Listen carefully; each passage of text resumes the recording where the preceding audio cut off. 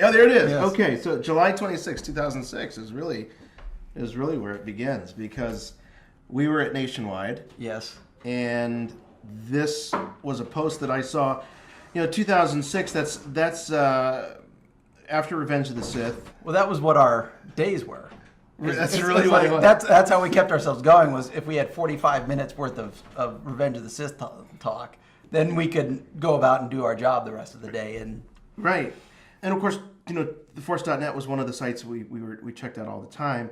And there was this story, or this post from Dustin Roberts looking for assistance on TFN podcast project. I didn't even really think about it. I just clicked on his name, email popped up, and I figured that there were probably thousands of people going out for that, whatever that, They didn't ask for a demo. I was dumb enough to say, I'll send you a demo. that's funny. I always thought they asked. So no. They didn't. It was probably the right move, I would say. That's when panic set in, because I had no equipment, and I certainly wasn't about to try to do this myself. And so I walked over to you and I said, "Hey, what are you doing tonight?" So it took us forever, Yeah. and it wasn't even that much. I think we probably did like 15 minutes the first time, but it took several hours. So we bust our butts to get this done.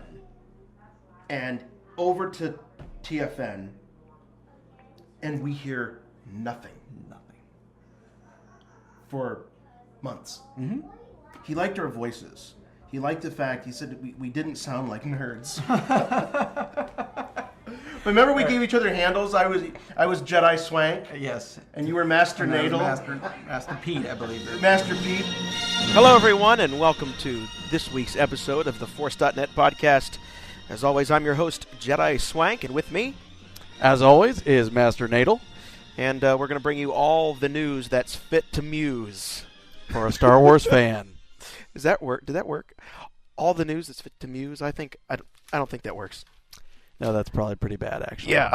But anyway, right. We've got all kinds of news. We've got The thing about it was, it's specifically to my resume, it had nothing to do with anything that had audio, other than I was a sometime wedding DJ, which doesn't really get a lot of street cred when it comes to podcasting. By the way, but of course you were. oh, right.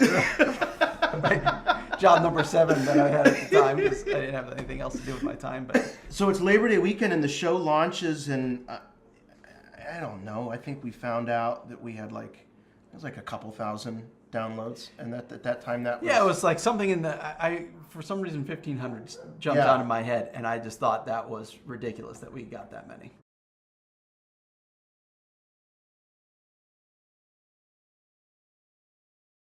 Got an email from Jason, said he wanted to do the show. I put the word out, I was starting a podcast, wanted, to get something out there for the fans, weekly updates, something like that. Him and Pete were the only ones that sent me a demo, and I really liked their voice and their style and how they got along. Never did I imagine it would grow into this 6 years later. And I'm just so proud of you guys, and so happy for what you do for not only me and the websites, but the community all around the world. You guys have really brought a lot of people together, and that's something very special, and I appreciate it. Thank you. I really do. Thanks, man.